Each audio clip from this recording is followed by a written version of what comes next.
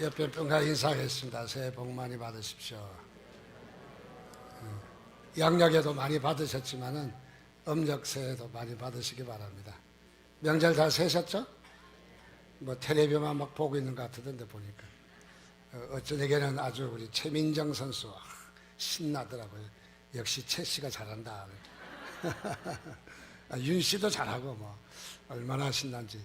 저는 클링을 많이 봤어요. 클링 보는데 시간이 꽤 많이 먹더라고요. 왜 봤냐면 제가 어렸을 때 클링을 했거든요. 모르셨어요? 비석치기 많이 했거든. 그거나 뭐 돌 갖고 치는 건데. 근데 저는 클링을 보는 순간 우리 교우가 생각이 났어요. 해설하시는 분이 이재후 씨인데 이성희 집사님하고 똑같더라고, 말소리가. 어쩌면 그렇게 똑같아요? 한번 알아보세요. 고향이 같은지 모르겠어요. 말 톤이 똑같아요. 그래서 저희 아내도 같이 다녀서 맞다는 거야, 이성희 집사님. 혹시 해설한 거 아니죠? 재미있더라고요. 또 좋은 시간 되시기 바랍니다. 또 구정도 지났고 또 여러분들 또 잘 쉬셨으니까 또 이제 새 봄이 되는 것 같습니다. 은혜 가운데 여러분 더욱더 좋은 일들이 많아지시기를 주님의 이름으로 축원드립니다. 오늘 이렇게 말씀을 나누고자 하는 것은 성숙한 믿음의 소유자라는 말씀으로 좀 나누고 싶습니다. 특별히 오늘 그림 보니까 마음을 상징하는 하트 그림을 제시합니다. 이 그림을 보면서 저는 그런 생각했습니다. 사람은 마음의 자세에 따라 결과도 달라진다. 그래서 마음이 어떤 마음이냐에 따라서 그 일에 대해서 진행 여부가 차이가 많이 난다 하는 것을 생각이 나서 이 그림을 이렇게 했습니다. 그래서 마음의 자세가 어떠냐에 따라서 일의 성취도가 차이가 많이 납니다.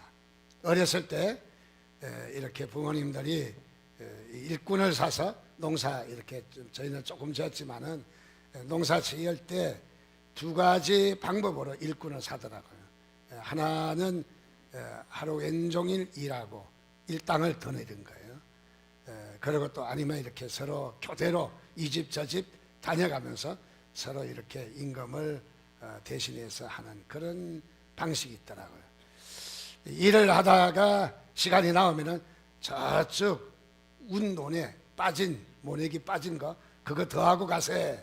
그러면은 역시 아직 해가 안 넘어갔기 때문에 일을 더 해야 하더라고요. 근데 그런 방식이 하나 있고 또 하나의 방식은 이런 방식이 있어요. 이 일을 다 하면은 얼마 주겠다. 그래서 이렇게 딱 띄어서 그것을 주는 방식이에요.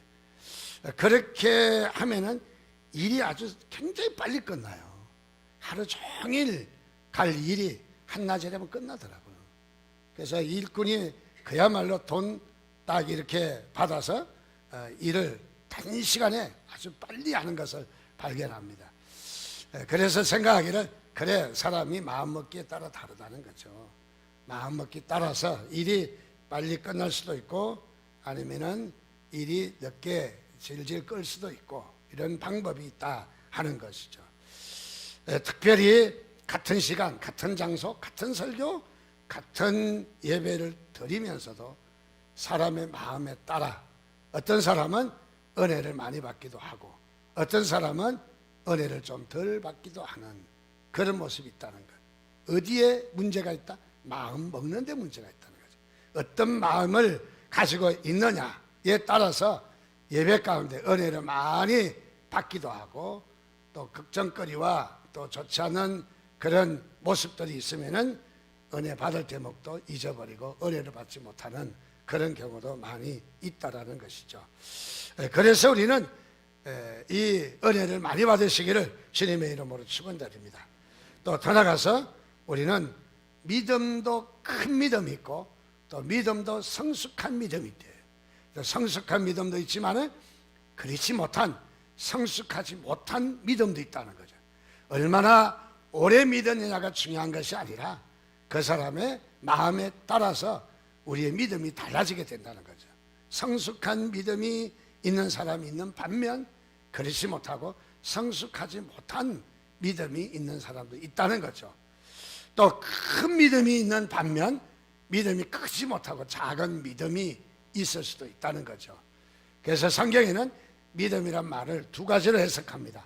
첫째는 믿음은 구원 얻는 믿음이라고 이야기합니다. 우리가 믿음으로 구원을 받는 구원의 믿음을 이야기합니다. 그러나 고린도전서 12장에 들어서서는 믿음을 구원 얻는 믿음으로 이야기하지 않고 은사로서의 믿음을 이야기합니다. 은사로서의 믿음, 큰 믿음이 있다는 것이죠. 작은 믿음도 있고, 아니 이미 믿어서 구원 받았는데 어떤 사람은 믿음이 큰 믿음이 있다는 거예요. 어떤 사람은 믿음이 작은 믿음도 있을 수 있다는 거죠. 그러니까 은사로서 믿음도 있다. 그러니까 믿음은 구원을 얻기 위한 믿음도 있지만은 또 하나의 믿음은 큰 믿음도 있고 작은 믿음도 있다. 은사로서의 믿음이 있다 하는 것을 말해주고 있습니다. 역시 우리 성경에 보면은 또 우리 인물이 나오는데 이 다윗과 골리앗입니다. 아주 이제 막 이 소년의 티를 벗어나서 청년의 풋내나는 청년으로 시기에 올라가는 그때입니다. 이 아버지의 심부름을 갖다가 전쟁터에서 그야말로 망신당하고 있는 모습을 보았습니다. 이 소년 다윗은 그 적군 블레셋의 골리앗으로부터 그야말로 많은 이런 놀림을 당하고 또 이런 모습을 당하는 것을 보고 견딜 수가 없던 것이죠.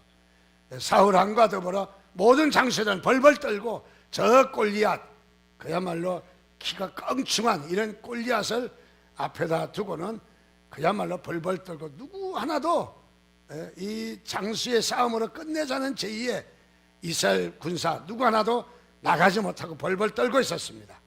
그때에 다윗이 심부름을 갖다 이것을 목격하고는 다윗이 나서게 됩니다.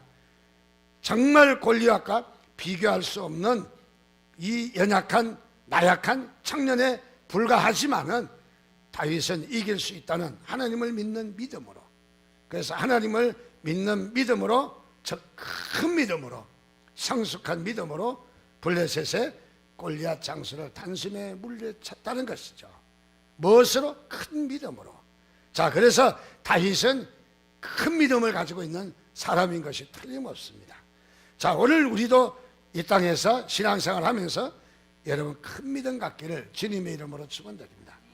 또 믿음을 갖되 성숙한 믿음을 가지시기를 주님의 이름으로 축원드립니다. 그래서 성숙하지 못한 믿음은 그야말로 그것은 우리의 신앙생활에 실패할 수밖에 없다는 것이죠. 그러나 우리가 성공적인 삶을 살고, 그리고 우리가 하나님의 은혜가 있는 삶을 살려면은 우리의 믿음이 성숙한 믿음, 큰 믿음의 삶을 살아야 된다는 것을 말해주고 있습니다. 자, 우리가 그러면 큰 믿음이라면, 또 성숙한 믿음이라면 어떤 믿음일까? 우리가 한 몇 가지를 살펴보려고 합니다. 첫째, 우리가 성숙한 믿음이라는 것은, 그것은 다른 사람을 생각하는 것입니다. 다른 사람을. 오늘 빌립보서 2장 4절 말씀해 보니까 같이 읽습니다. 시작. 각각 자기의 일을 돌볼 뿐더러 또한 각각 다른 사람들의 일을 돌보아 나의 기쁨을 충만하게 하라. 여기에 말씀해 보니까 자기의 일을 돌볼 뿐더러, 이 말은 자기의 일을 돌보는 일은 기본이라는 것이죠. 그것도 하지 않으면 안 되는 거죠. 기본적으로 자기의 일을 돌봐야 합니다. 그래서 자기 자신을 귀히 여겨야 합니다. 그러나 또 한 가지 중요한 것은 다른 사람들의 일을 또 돌보아서 어떻게? 나의 기쁨을 충만하게 하라. 다른 사람을 돌보라는 것이죠. 자, 우리가 성숙한 믿음을 소유했다는 것은 내 혼자 신앙생활 잘하는 것이 아니라 다른 사람을 돌볼 수 있는, 다른 사람을 생각할 수 있는 그런 삶이 되어야 된다는 것이죠. 그래서 우리가 구약시대에 이 제사를 지날 때 우리 세상의 제사와는 다른 것이죠. 하나님 앞에 제사할 때에, 예배할 때, 지금은 우리가 이렇게 말씀을 듣고 예배를 하지만은 구약에는 제사로 하나님 앞에 제사를 드렸습니다. 소와 양과 비둘기로, 그래서 하나님 앞에 제사를 드렸던 것이죠. 자, 이렇게 소와 양과 비둘기로, 아주 가난한 사람은 바로 이렇게 비둘기로 제사를 했습니다. 좀 도와주세요. 그런데 소와 양과 이런 것으로 잡아서 하나님 앞에 태워서 제물을 드렸다. 자, 이것은 무엇을 이야기합니까? 제물이 반드시 제사 가운데 있어야 되는 거죠. 제물 없는 제사는 있을 수가 없다는 거죠. 제물이 있어야 된다는 거죠. 그러니까 이 제물은 짐승을 잡아서 바로 이렇게 하나님 앞에 태워서 하나님이 흠양하시도록 제사를 드려야 된다는 것이죠. 그것은 무엇입니까? 제사에 반드시 있어야 될 것은 희생이라는 거예요. 희생이 있어야 된다는 거예요. 우리 예배에도 여러분 희생이 있어야 됩니다. 예배도 그냥 예배를 여러분이 드릴 수 있는 것이 아니죠. 예배를 드리기 위해서 시간을 내고 또 나를 또 기다리고 또 예배하기 위해서 우리의 여러 가지 조율도 하고, 그래서 우리는 정성을 드리고 시간을 드리고 희생을 드려야 예배가 되는 것이죠. 즉 다시 말하면 성숙한 믿음의 사람은 자신의 일만 생각하지 않는다는 것이죠. 자신의 일보다 다른 사람의 일을 먼저 생각한다는 것이죠. 그것은 한마디로 이야기하면 희생이 있다는 것이죠. 우리 믿음에 희생이 있어야 하는 거예요. 다시 말해서 다른 사람을 섬기기 위해서는 자기 자신의 희생이 있다는 거죠. 희생이. 이것이 바로 성숙한 믿음이라는 것이죠. 누구든지 자기 자신만 생각하면 다른 사람을 섬길 수가 없다는 것입니다. 바로. 그래서 우리는 자신을 위한 어떤 목적을 가지고 행한다면 다른 사람을 섬긴다 해도 그것은 섬길 수가 없는 그런 부분인 것이죠. 예를 들어서 누가 자신을 알아주기를 바라는 마음으로 섬긴다면 그것은 문제가 많게 된다는 것이죠.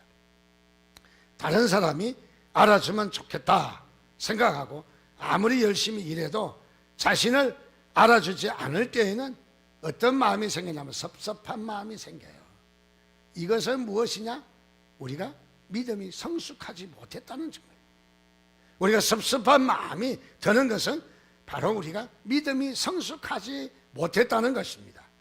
자신이 알아주지 않아도 섭섭한 마음이 생기지 않는 지경까지 가야 돼요. 그래서 내가 큰 믿음을 가졌느냐 작은 믿음을 가졌느냐를 나를 평가할 수 있는 평가 기준이 바로 자신을 알아주지 않아도 섭섭하지 않아야 된다는 거죠. 그런 정도까지는 가야 된다는 거죠. 그렇지 않고 섭섭한 것은 바로 무엇이냐? 아직도 내 믿음이 연약한 믿음이다, 어린아이 믿음이다 하는 것을 말해주는 것이죠. 그래서 우리는 이 상처받고 자신을 알아주지 않는다고 해서 우리는 또 이렇게 마음이 불편하고 섭섭한 것은 그것은 뭐냐면 내가 아직도 성장하지 못했다는 그런 바로 이 모습인 것이죠. 이 축구 경기 모습이 그림을 하나 이렇게 따왔습니다. 축구 경기에서는 골링을 넣는 것이 목적입니다. 그래서 여기에 축구는 골링이 목적이다, 반드시 골인을 넣겠다는 목적 의식이 집중되어 있는 게임입니다. 그래서 모든 선수가 상대방의 골대 안에 골링을 넣는 것이 목적입니다. 거기에 집중되어 있는 것이죠. 자, 이것은 저는 이렇게 생각해 봤습니다. 어떤 목표라고 저는 그렇게 생각해 봤습니다. 다시 말하면 자기 자신을 위해서 어떤 목표를 이루기 위해 이기적인 목적을 가지고 다른 사람을 섬긴다면 그것은 진정한 섬김이 아니라는 거죠. 우리는 속임수를 쓰고 있는 것이라는 거죠. 어떤 목적의식을 가지고 섬기는 것은 그것은 영향력이 나타나지 않는다는 거예요. 잘 섬겨도 영향력이 나타나지 않는다는 거예요. 그것은 내 마음이 잘못됐다는 거죠. 섬김의 마음이 잘못됐다는 거예요. 즉 성숙하지 못했다는 것을 말해주는 것이죠. 자, 그래서 우리는 하나님의 목적을 이루기 위해서 우리 자신을 헌신해야 합니다. 우리는 헌신해야 합니다. 희생해야 합니다. 그것이 성숙한 믿음입니다. 어떤 사람은 누가 알아주기를 바라지 않습니다. 왜요? 오직 하나님만 알아주면 되기 때문입니다. 하나님만 알아주면 되는 것이죠. 우리는 사람에게 초점이 가 있지는 않다는 것입니다. 사람을 기쁘게 하기보다는 하나님을 기쁘게 하는 것이, 그것이 우리의 진정한 믿음의 포커스라는 것이죠. 그래서 우리는 그야말로 사람은 이기적인, 본능적으로 이기적인 존재이기 때문에 자신에 대한 생각이 가장 많이 합니다. 바로 그것은 이기적이라는 것이죠.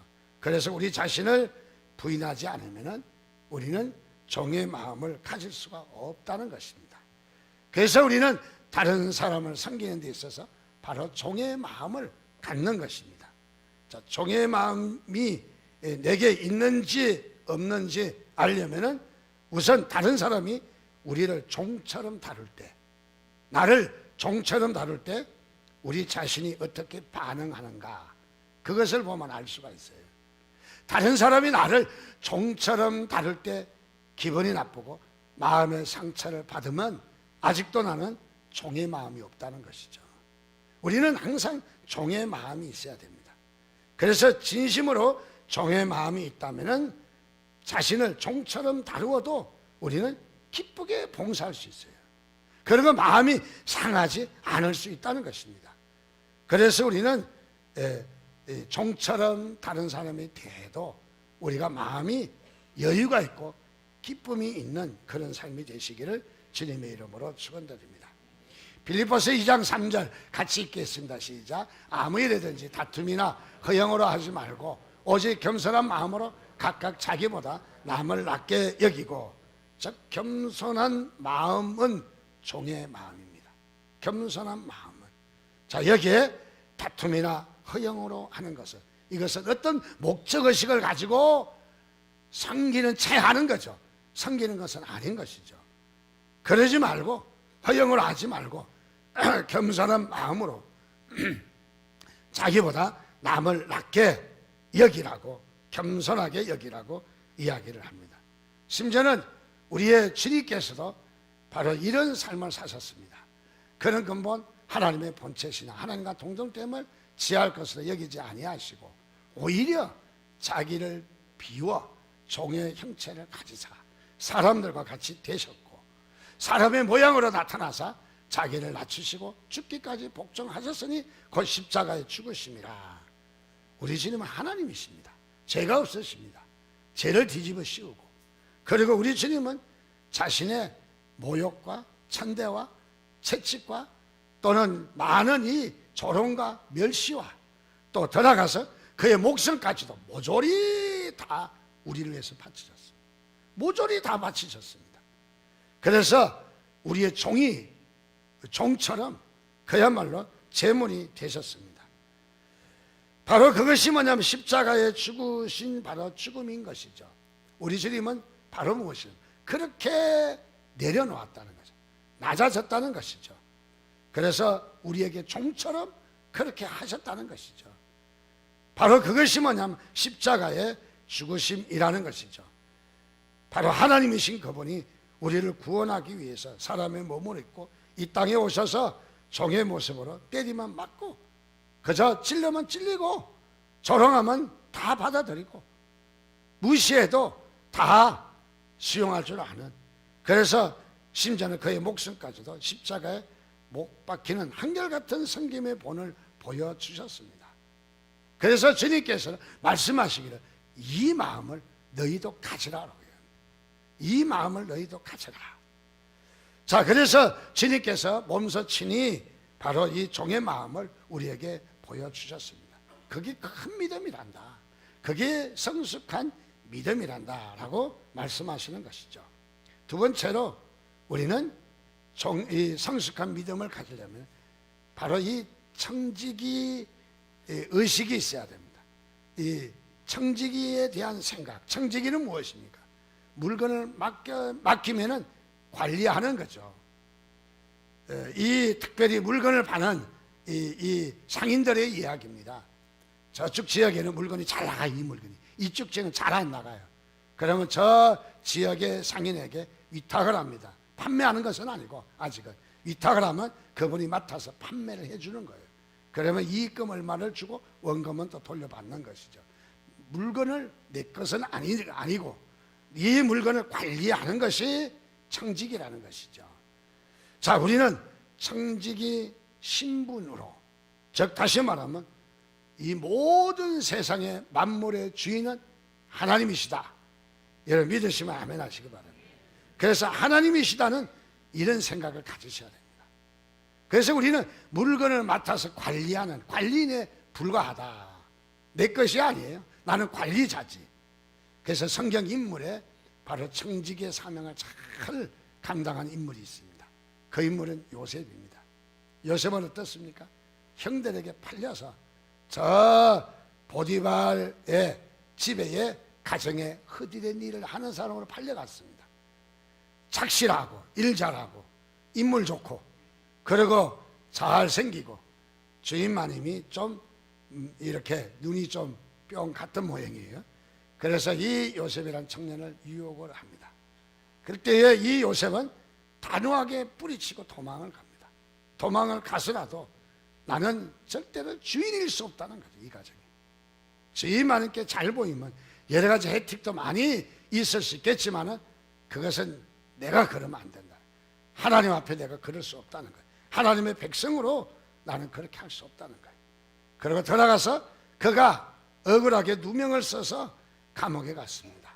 떡장관 술장관을 잘 대해 주었지만은 그들은 새카맣게 요셉을 잊고 기억하지 않았습니다.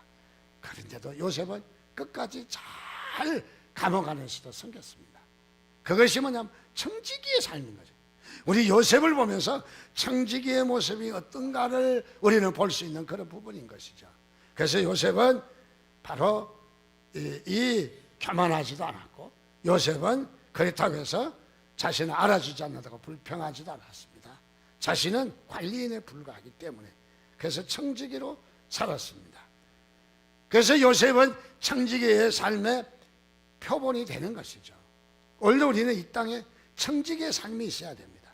고린도 전서 4장 1절과 2절 말씀해 보니까 사람이 마땅히 우리를 그리스도 일꾼이요 하나님의 비밀을 맡은 자로 여길지어다. 그리고 맡은 자들에게 구할 것은 충성이니라.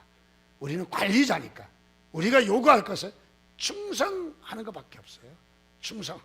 그래서 하나님 앞에 청지기로서 자나깨나 명심하는 것, 그것이 우리의 사명이라고 말하고 있습니다. 나의 돈과 나의 집, 나의 땅과 재물, 몸과 지식과 재능과 시간과 목숨까지도 주인은 오로지 하나님이시다. 여러분 하나님이신 것을 믿으시기 바랍니다.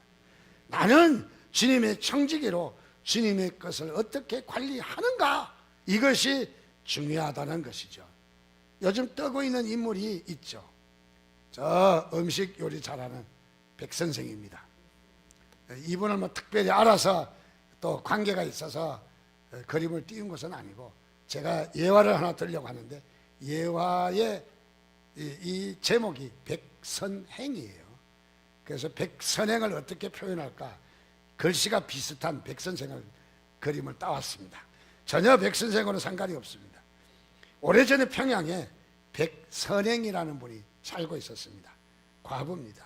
평양 출신으로 16살에 결혼해서 19살에 자식도 없이 과부가 되었습니다.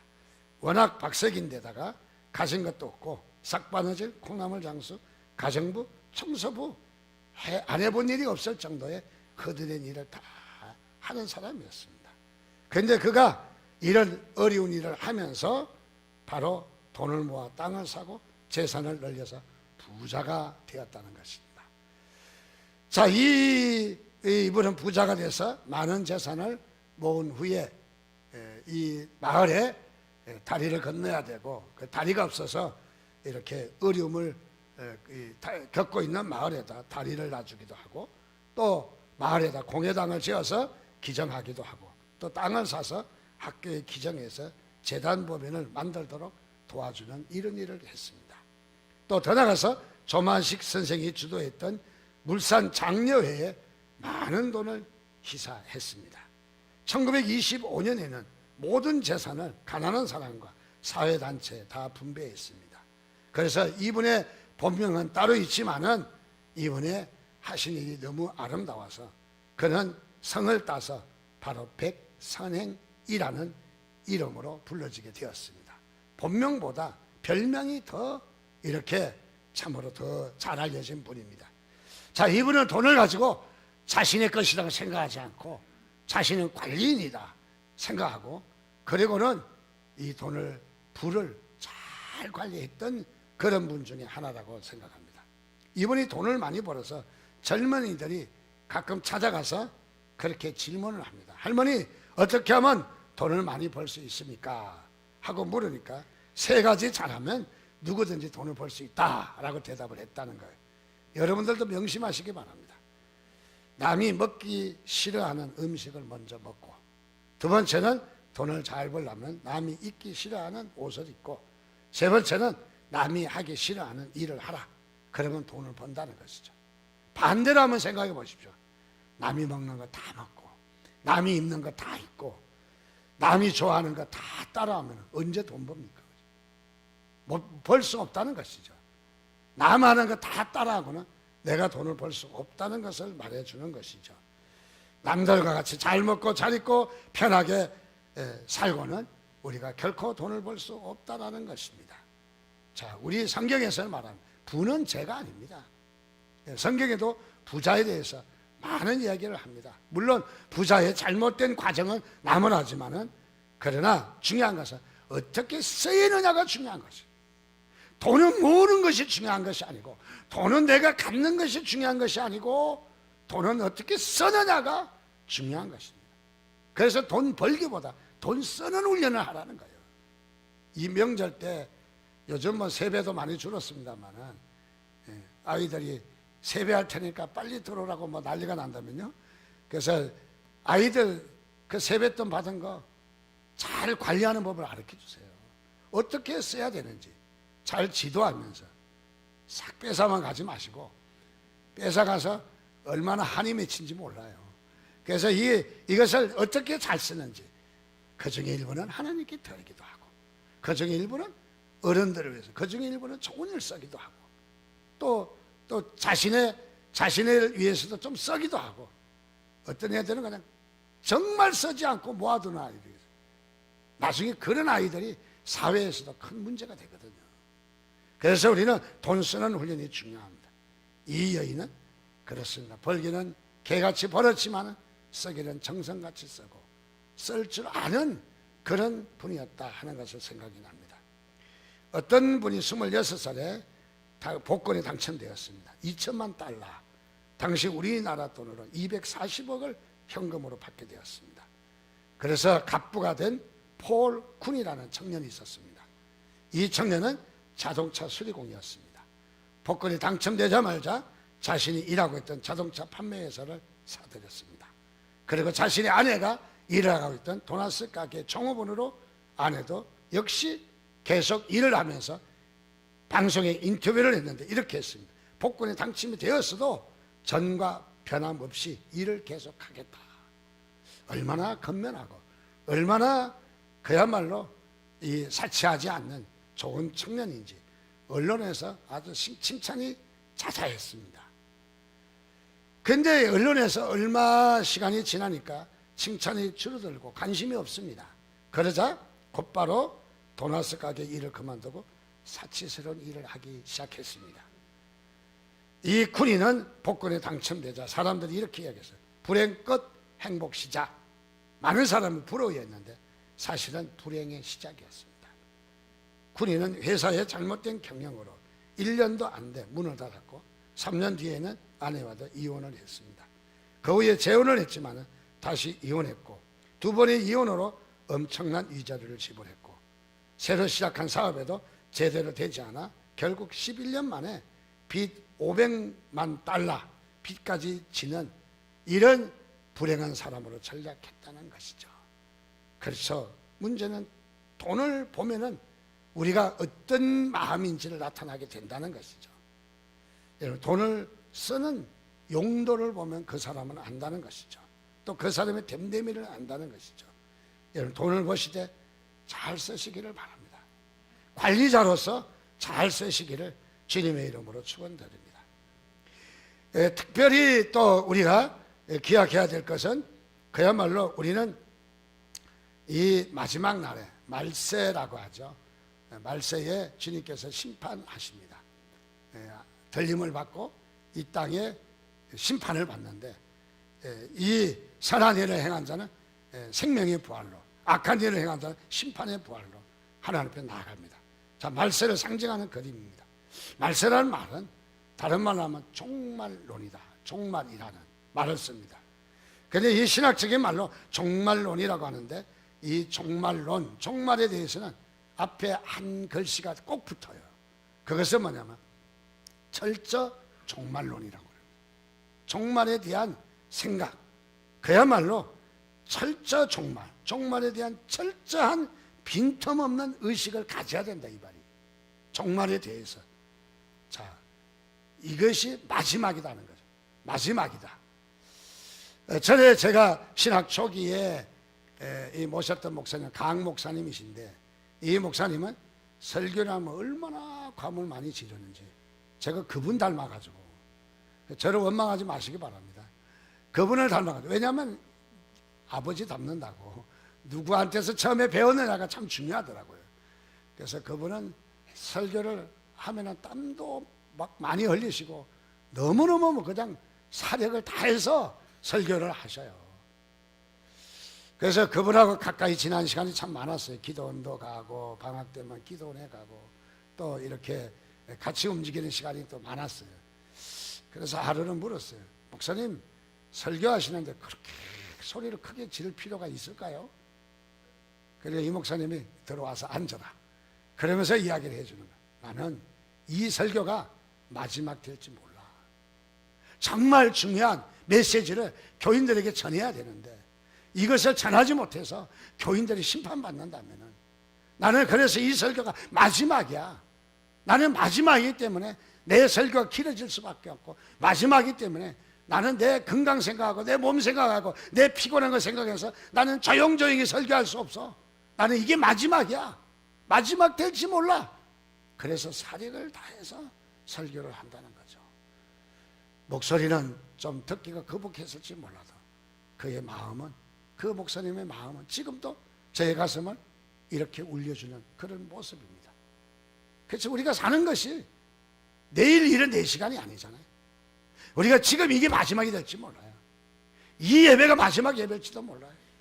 우리 지난주에 우리 정 장로님이신가? 우리 장봉일 장로님한테 다음 주에 뵈십시다. 다음 주에 뵈기를 뭘 뵈요? 끝났잖아. 모르는 거예요. 정말 모르는 거예요. 자, 그래서 우리는 이 시간이 마지막이다. 종말에 대한 의식, 철저한 종말에 대한 의식이 있느냐. 그래서 우리는 그날 다 청산하고, 정말 그날 남기지 말고 다 청산하고 우리가 사는 종말 의식, 그야말로 청지기 의식이 우리에게 필요합니다. 세 번째로 우리가 성숙한 믿음을 우리가 가지려면 바로 이 비판과 비교 의식이 없어야 합니다. 비교 의식. 성숙한 믿음의 사람은 그렇습니다. 비판이나 비교하지 않습니다. 다른 사람을 평가하는 것은 우리의 할 일이 아니라는 거예요. 우리는 우리의 할 일이 아닌 것을 많이 하고 있잖아요. 다른 사람을 평가하는 일은 내 일이 아니라 하나님이 평가하시는 거예요. 하나님만이 할 수 있는 것입니다. 또 더 나아가서 다른 사람에게 평가를 받는 일도, 그것은 우리가 방어할 필요가 없다는 거예요. 그것도 하나님이 하시는 일이기 때문에. 그런데 어떻습니까? 우리가 비판을 받을 때 방어하니라고, 변명하니라고 우리가 바빠지는 것을 발견합니다. 자, 우리가 그야말로 우리를 비난할 때 우리는 거기에 대해서 여러분이 반응할수록 여러분의 점점 더 좋지 않는 모습이 나타난다. 점점 좋지 않는 것. 마태복음 26장 10절에서 12절 말씀에도 보니까 우리가 잘 아는 바로 베다니의 시몬의 집에 계실 때 이야기입니다. 한 여자가 향유를 가져와서, 향수가 아니라 향유입니다. 원액이죠, 원액. 향유를 가져와서 한 옥합이면 적어도 노동자가 1년 월급에 해당하는 그런 많은 거액을 가져와서 예수님의 발에 붓고 자신의 머릿결로 예수님의 발을 씻깁니다. 그래서 이 태도를 보고 그야말로 어렵게 합니다. 오늘 성경에 보니까 너희가 어찌하여 이 여자를 괴롭게 하느냐라고 하고 있어요. 제자들이 이 여자에 대해서 평가를 한다는 것을, 비판을 한다는 얘기죠. 그 많은 돈을 왜 그걸 발에다 쓸데없이 붓느냐는 거죠. 비난을 하고 평가를 해서 이 여자가 지금 괴로움을 당하고 있다는 거예요. 괴로움을. 여러분, 남을 평가하는 일은 남에게 괴로움을 주는 또 하나의 일이라는 거죠. 그런데 이 똑같은 일을 두고 여기 예수님은 그렇게 말하지 않았습니다. 어떻게 이야기하냐면 바로 여기에 그가 내게 좋은 일을 하였느니라. 좋은 일을 했다는 거죠. 예수님의 평가는 좋은 일이라는 거예요. 제자들의 평가는 남을 도와주거나 남을 구제하지 굳이 여기에다가 이 많은 액수를 풀 필요가 있겠느냐고 평가했지만 예수님은 잘했다는 거예요. 아주 잘했다는 거예요. 그리고 마지막에 봐서 이렇게 얘기합니다. 이 향유를 내 몸에 부은 것은 내 장례를 위하여 함이니라. 예수님의 구속 사역의 참여자가 됐다는 거예요.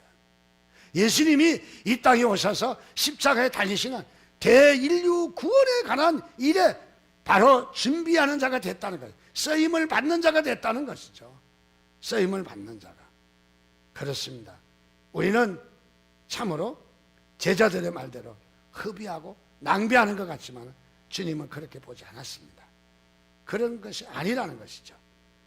자, 그렇습니다. 우리는 남을 평가하고 남을 판단할 때 내 믿음은 점점 약해지고 어려워진다는 것이죠. 네 번째로 우리는 성숙한 믿음을 가지려면 우리는 하나님을 의식해야 합니다. 하나님을 의식해야 합니다. 어디가 없네. 네. 골로새서 3장 23절 같이 읽겠습니다. 시작. 무슨 일을 하든지 마음을 다하여 죽게 하듯 하고 사람에게 하듯 하지 말라. 자, 우리가 또 중요한 것은 성숙한 믿음을 가지려면 죽게 하듯 하라. 하나님을 의식하는 모든 일이 하나님 앞에서 코람데오라고 그러잖아요. 코람데오, 라틴어로 코람데오라는 말은 하나님 앞에서라는 말이죠. 자, 우리는 하나님 앞에서의 삶을 살아야 돼. 항상 하나님 앞에서. 옛날에 우리 어르신 가운데 김현복 목사님이라는 분이 계세요. 머리를 빡빡 깎고 두루마기 입고 다니니까 스님인 줄 알아요. 스님. 교회 부흥회를 초대해서 부흥 강사로 그 교회 갔는데 웬 스님이 들어와서 앉아 있어요. 그러니까 담임 목사가 가서 죄송합니다. 여기는 교회입니다. 저도 알아요. 여기는 우리 교회인데요. 그러니까 교회 알아요. 근데 스님이 왜 여기 오셨습니까? 나 스님이 아니고 목사요. 그래. 부흥 강사 강사입니다. 그러니까 그 목사님이 참 부끄러웠다는 이야기가 있습니다. 그러니까 이분은 손을 이렇게 넣고 다녀요. 호주머니. 왜 넣고 다니냐면 주님 손 시려우시죠? 호주머니 넣으시죠. 그리고 주먹을 쥐고 다녀요. 근데 만나면 패려고? 아니라 주님 손잡고 가요. 주님 손잡고. 항상 주님 앞에서 삶을 사는 거예요. 여러분, 신앙에 성공하는 비결은 바로 주님과 손잡고 사는 것입니다. 항상 여러분 주님 앞에서 삶을 사세요.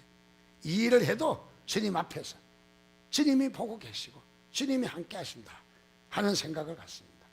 미국 뉴욕의 퀸즈 장로교회에 한 집사님이 계신데 세탁소를 해서 돈 버는 사람으로 유명한 사람입니다. 이번에 간증문을 읽어보다가 깜짝 놀라는 그런 것을 발견했습니다. 이분이 세탁소에서 이렇게 돈 벌게 된 것은 한국에서 아주 이렇게 잘 나가다가 이민을 갔는데 할 게 없어서 세탁소를 했다는 거예요. 그런데 세탁소 하면서 자신은 이렇게 했다는 거예요. 예수님의 옷을 세탁하듯이 정성을 다해서 세탁했다는 거예요. 세탁을 잘하고 친절하게 하니까 연예인들이 그 세탁소에 몰려들었다는 거예요. 그래서 이 세탁소가 장사가 잘 돼서 그래서 큰 돈을 벌었다, 그런 이야기를 합니다. 여러분, 배가 많이 고프실 텐데 그림 하나 보여주면 또 혹시 시험에 들지 모르겠어요? 맛있는 설렁탕입니다. 이 설렁탕은 특별한 설렁탕입니다. 이거를 경북 김천에서 가지고 온 설렁탕입니다. 시시한 군포에서 생산한 설렁탕이 아닙니다. 무엇을 말하냐? 전국에서 설렁탕집으로 가장 소문난 집이 경북 김천에 있습니다. 이 설렁탕의 이야기를 좀 하나 드리고 싶습니다. 이 설렁탕의 사장님은 장로님이십니다.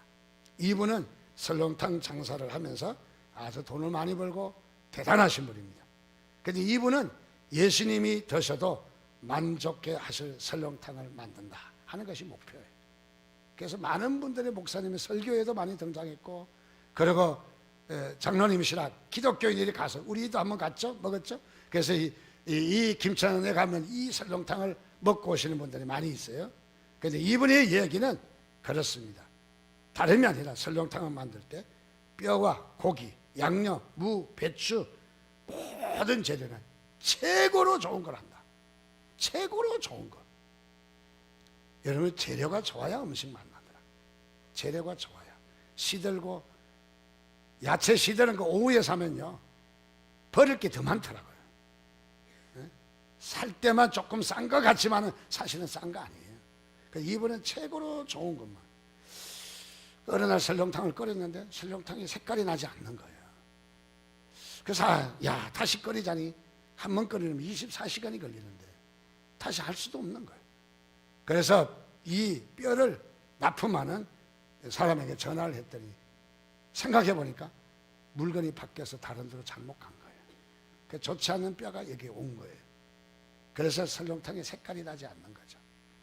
그래서 여기에 뼈를 납품하는 업자가 사장님, 오늘 하루만 크림을 타시죠. 크림을 타시라는 게, 우리 설렁탕이 왜 맛이 없느냐, 이걸 부어서 그래요. 설렁탕 가게 하시면 제발 이거 붓지 말아요. 먹으면 느끼하고 맛이 없잖아요. 사장님이 그렇게 대답합니다. 나도 알고 있는 바요. 그러나 나는 그렇게 할 수 없어요. 그러면서 이 장로님은 오늘은 설렁탕 재료가 좋지 못해서 쉽니다. 죄송합니다. 앞에다 써붙이고 그 모든 재료를 다 버렸다는 거예요. 무엇입니까? 예수님이 잡수셔도 하자가 없는 설렁탕을 만들었기에 전국에서 소문난 설렁탕이 되시고, 그리고 그야말로 돈을 많이 버는 그런 사람이 되었다는 것입니다. 건설회사에 건축가가 한 분이 나이가 다 돼서 이제 은퇴를 해야 되는데 사장님이 부르시더니 이복에 내 집 하나 지어주게, 조용하고 경치 좋은 데다가 전원주택으로 멋있게 하나 지어달라고 부탁을 했습니다. 은퇴하기에 얼마 안 남은 나에게 꼭 시켜야 되나? 여태까지 일 많이 했는데 꼭 나를 꼭 이렇게 시켜 먹어야 되나? 마지막까지 사장님도 참 심보도 더럽지 불평하고 집을 대충 지었어요. 그래서 집을 다 완성했답니다. 완성하니까 사장님이 다가와서 하는 말이, 수고했네. 내가 자네에게 은퇴 기념으로 이 집을 주려고 지었네. 그때 꼬꾸라지가 넘어졌다는 거 아니에요. 아이고, 그럴 줄 알았으면 잘 질걸. 처음부터 잘 지면 괜찮습니다. 처음부터 잘 짓는 겁니다. 처음부터. 그렇습니다. 우리는 하나님을 얼마나 의식하고 있느냐가 중요한 것입니다. 하나님을 의식하는 삶. 네, 하나님을 의식하는 삶이 되어야 되죠. 호텔 그림입니다. 특별히 미국의 어떤 사업가가 호텔을 가서 사업을 하다가 호텔 방을 찾았습니다. 그런데 이때 따라서 10,000원이라 방이 하나도 없는 거예요. 그래서 시간은 늦었고 그야말로 잠을 자야 되는데 큰일 났습니다. 그래서 다리를 동동 굴르고 낙심하고 어찌할 바를 모르는데 신사물이 지나가다가 이렇게 제의를 합니다. 다름이 아니라 지금은 어디 가도 방은 구할 수 없습니다. 자기와 방에서 같이 자자는 거예요. 자기 혼자 사용하는 방이니까 같이 자자는 거예요. 사업가는 어쩔 수 없이 그렇게 하겠다고 대답을 했습니다. 한숨을 내셨지만은 고마운 제의를 받아들이고, 그리고 방에 갔더니 이 신사는 열심히 기도합니다. 동숙한 사업자를 위해서도 기도합니다. 간절히 기도하고, 그리고 잠을 자게 되었습니다. 아침에 일어났습니다. 아침 식사를 같이 했습니다. 그러고 나서 헤어질 시간이 됐습니다. 어제는 서로 간단하게 소개했지만은 이제는 아침을 같이 먹고 한 방에 같이 잠을 자고 나니까 친숙한 사이가 돼서 명함을 서로 교환했습니다. 그런데 이 신사는 신사의 명함에는 윌리엄 제임스 오브라이엔이라는 사람입니다. 그래서 이 사학가가 의아스럽다는 듯이 이렇게 이야기합니다. 국무장관하고 이름이 똑같네요. 그러니까 이분이 이렇게 대답합니다. 겸손한 어투로, 네, 같은 인물입니다. 지난 밤에 자신에게 선처를 베풀었던 분이 국무장관이었던 거예요. 그 이분이 사학가를 그토록 겸손하고 사랑이 넘치는 자세로 그야말로 장관이 이렇게 선처를 베푸는 모습에 이 사학가는 정말 신실한 그리스도인을 보았다고 고백을 하게 됩니다. 우리 사회에 신실한 그리스도인, 정말 자랑할 만한 그리스도인이 바로 여러분이 되시기를 주님의 이름으로 축원합니다. 여러분이 그런 분 되셔야 됩니다. 여러분이 자 총회장이 되시는 분이 아니고 여러분이 바로 그런 분이 되셔야 합니다. 마지막 그림을 좀 보고 싶은 것은 이분은 쏘갈머리 없는 사람입니다. 머리가 앞에밖에 없습니다. 무엇을 말합니까? 기회는 뒷머리가 없대요. 기회라는 신은 무엇을 말해요? 기회는 앞에 있을 때 잡아야지 기회는 지나간 것을 잡을 수 없다는 말이에요. 예. 오늘 어떻습니까? 우리에게는 성숙한 그리스도인이 되는 데는 내가 앞에 있는 걸 잡아야 됩니다. 여러분이 주어졌습니다. 기회가. 여러분의 삶에 인생에 하나님은 여러분이 소원하기를 여러분들이 성숙한 믿음을 갖기를 원합니다. 그런 사람으로 축복 이미 하셨어요. 그렇게 할 때 하나님께서 이 모든 것을 너희에게 더하시리라. 여러분, 이 모든 축복을 받는 비결은 바로 내가 성숙한 그리스도인이 되는 거예요. 남을 의식하고 남을 존중하고 종의 마음을 가지고, 그리고 우리는 하나님 앞에서 청지기 의식을 가져서 우리는 그야말로 하나님 앞에서 삶을 살 때에 그런 분이 바로 성숙한 그리스도인. 우리 교회 여러분 모두가 다른 별명은 몰라도 성숙한 그리스도인이야. 그분은 그런 칭찬을 들으시는 여러분 되시기를 주님의 이름으로 축원드립니다. 같이 기도하겠습니다. 하나님, 그렇습니다. 오늘 이 시간 주님 앞에 간절히 소원하는 것은 하나님 우리에게 1년 365일 우리는 하루는 24시간 똑같이 우리에게 주셨습니다. 그리고 어떤 사람은 성숙한 그리스도인이 되고 어떤 사람은 그렇지 못한 사람이 되는 것을 발견합니다. 하나님, 나도 성숙한 그리스도인이 되고 싶습니다. 하나님, 나에게 이러한 기회를 주셨는데 내가 게으르고 나태해서 성숙하지 못한 그런 사람이 되기를 소원하지 않는다. 이 한 시간 주님 앞에 성숙한 그리스도인을, 우리 교회 적어도 나는 성숙한 그리스도인이라고 칭찬 듣는 사람이 되기를 소망한다고. 우리 주여 한번 부르고 같이 한 목소리로 한 1, 2분 동안 기도하겠습니다. 주여.